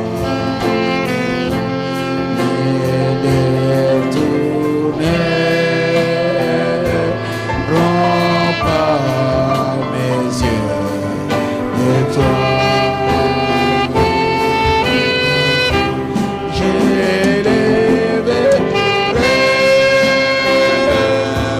Toujours mes yeux vers le calvaire, contemplant la croix où Jésus mourait pour moi.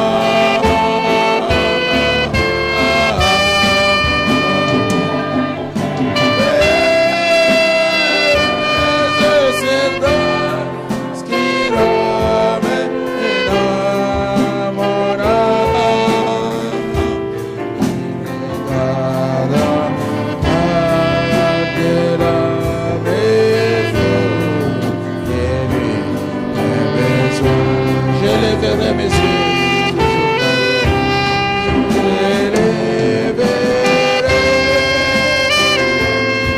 toujours mes yeux vers le calvaire,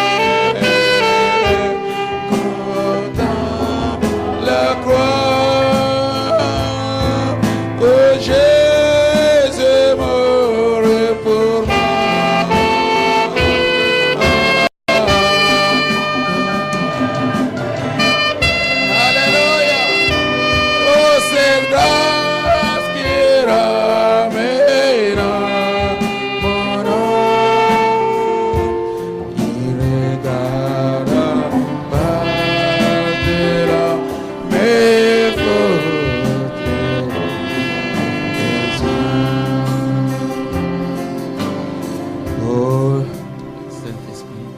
Holy Spirit, thou come in this place. Holy Spirit, thou come in this place. omnipotent Father of mercy and grace, thou welcome in His place. Esprit Saint, Esprit Saint, nous t'accueillons en ces lieux. Esprit Saint, nous t'accueillons en ces lieux.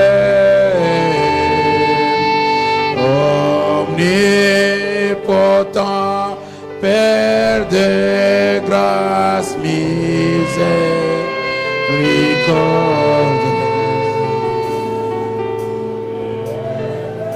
c'est toi, c'est nous. Alléluia.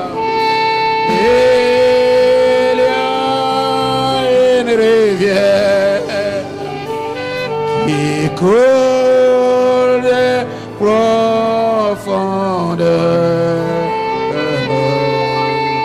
Il y a une fontaine libérant une âme du péché.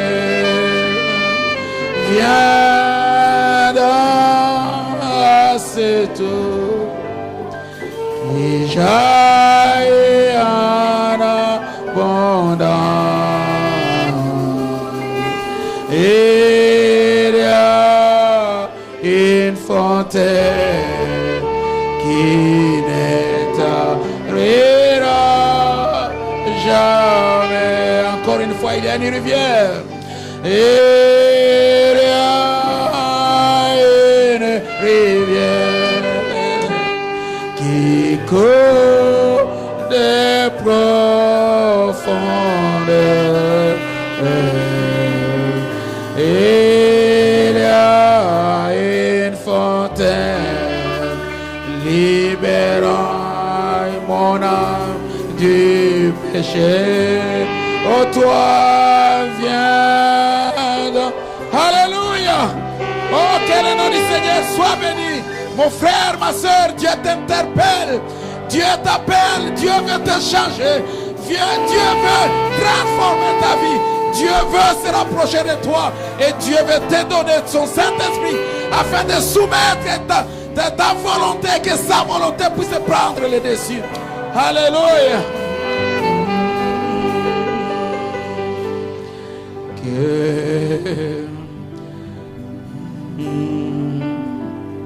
Donne-moi la note qu'il faut.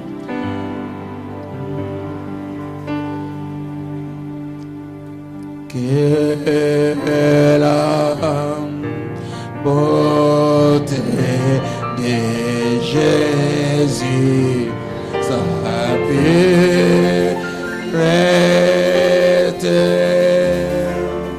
et son merveilleux amour soit vu à moi, ô toi,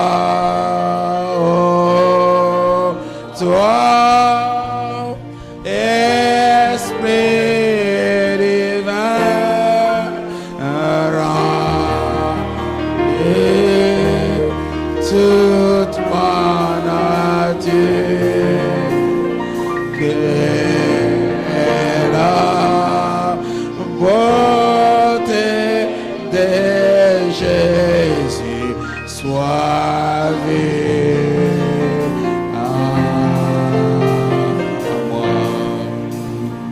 Jésus est le vrai roi de mon cœur. Lui seul règne en moi. Je suis par la foi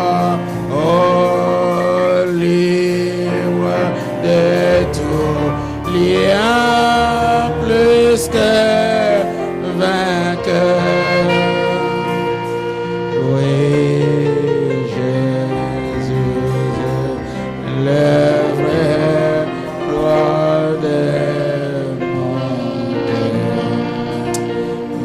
Seigneur. Nous rendons gloire et hommage à ton Saint, ô Père. Merci pour ces moments et pour ces temps, Seigneur Dieu. Combien grand est ces temps, Seigneur Dieu, où Père éternel, nous venons dans ta présence, nous nous exposons à toi et que tu puisses nous parler, Seigneur. Mon Dieu, mon roi, c'est ma prière, Seigneur. Laisse que tes enfants puissent comprendre, Seigneur Dieu, le pourquoi, Seigneur, tu nous as donné ces réunions, Père. Et que, Seigneur Dieu Tout-Puissant, que personne, Seigneur, ne puisse se retrouver, Seigneur, dans la même situation qu'avant-hier, la même situation que le week-end passé, mais Père, qu'avec ces réunions, Seigneur Dieu, qu'il y ait, Seigneur Dieu, un plus au-dedans de nous, Père, et que nous devenions d'autres personnes, Père. Seigneur, que nous puissions faire un autre pas, Seigneur Dieu, avec toi. Nous prions, Seigneur Dieu, pour la suite, la réunion de ce soir, et demain, Seigneur notre Dieu, que Père éternel, ta main soit avec nous, Père. Nous remettons toi entre tes mains, Père. Bénis, Seigneur Dieu, tes enfants, oh Père, qui ont soutenu, Père, par leur présence, Seigneur Dieu, ces réunions, Père. Par leur prière, ils ont soutenu ces réunions, Père. Nous te bénissons, Père. Nous te prions, Seigneur Dieu, de les bénir. Que, Seigneur Dieu, la gloire te revienne. Alors que, Père, nous allons nous reposer. Oh Dieu, sois avec nous dans les précieux noms de notre Seigneur et Sauveur Jésus-Christ. Amen. Amen. Que le Seigneur vous bénisse. Vous pouvez vous asseoir un peu. Quand j'ai écrit à un frère pour ces réunions, le frère m'a demandé pourquoi vous faites ces réunions-là. Parce que souvent quand on fait des réunions, on met des titres où nous allons parler de tel sujet, nous allons parler de... Et en fonction des titres que vous donnez aux réunions, bon, les gens, ils sont peut-être intéressés et puis ils vont se déplacer. J'ai répondu aux frères, j'ai dit, ce sont des réunions spéciales pour nous à l'église, afin que nous puissions reconsidérer notre marche avec le Seigneur et que nous puissions nous rapprocher du Seigneur plus que ce que nous étions. Le frère ne m'a pas répondu. Et nous sommes des croyants du message. Amen. Nous avons marché dans les messages pendant un certain temps. Et en regardant de plus près, comme je vous ai dit hier, nous faisons de la religion. Le message, nous l'avons fait de la religion. C'est pour cela que vous m'avez entendu hier dire que Dieu n'a pas envoyé le message pour qu'on construise des églises sur la terre, pour qu'on s'éternise sur la terre, pour qu'on soit comme les luthériens, comme les autres, comme ils sont sur la terre. Dieu a envoyé le message pour nous préparer pour partir dans l'enlèvement. Et si nous sommes dans la religion, ça sera difficile que Dieu puisse travailler ou nous préparer réellement. Parce que la religion, c'est ce que nous venons d'entendre, on regarde sur la forme extérieure. On fait de la religion pour la forme. On va à l'église pour la forme. On chante pour la forme. Mais le message, ce n'est pas ça. Amen. Le message, ce n'est pas la forme. La forme, c'est l'extérieur. Le message, ce n'est pas pour ça. Regardez que, bon, je suis dans le message. N'est-ce pas ce que je vous disais hier? Je suis dans le message. Non, être dans le message, c'est une chose. Et être le message, c'est autre chose. Amen. J'aimerais, mes frères et sœurs, que nous puissions reconsidérer notre façon d'être dans le message. Et c'est ce qui fait que nous avons des tiraillements. Regardez un peu ce que nous sommes dans le message. Soyons d'autres personnes. Amen. Ma prière est que ces réunions, une réunion bénéfique, une réunion de bénédiction, ce n'est pas le nombre de gens. Une réunion devient une bénédiction quand vous arrivez à capter la pensée de Dieu dans la réunion. Amen. Alors la réunion devient une bénédiction pour toi. Parce qu'on peut être là, on ne comprend pas, on est là parce qu'il faut être là. C'est ça la forme. Amen. Mais quand on est là et on arrive à entrer dans le canal de Dieu, alors ça devient une bénédiction. Vous me suivez, Église? Amen. Que le Seigneur vous bénisse. Nous allons nous reposer un temps. Comme nous avons la Sainte Seine, on reprend à 17h30 comme hier, je pense. Hein? Là, il est 14h30. Si on reprend à 17h30, c'est bon. Il n'y a pas de prédication. On va prier, on va chanter, prier, et puis on va prendre la Sainte Seine et puis partir. Ok, 17h30 ou 17h, je ne sais pas comment vous... 17h30, d'accord, ok. Bon, que le Seigneur vous bénisse et à tout à l'heure.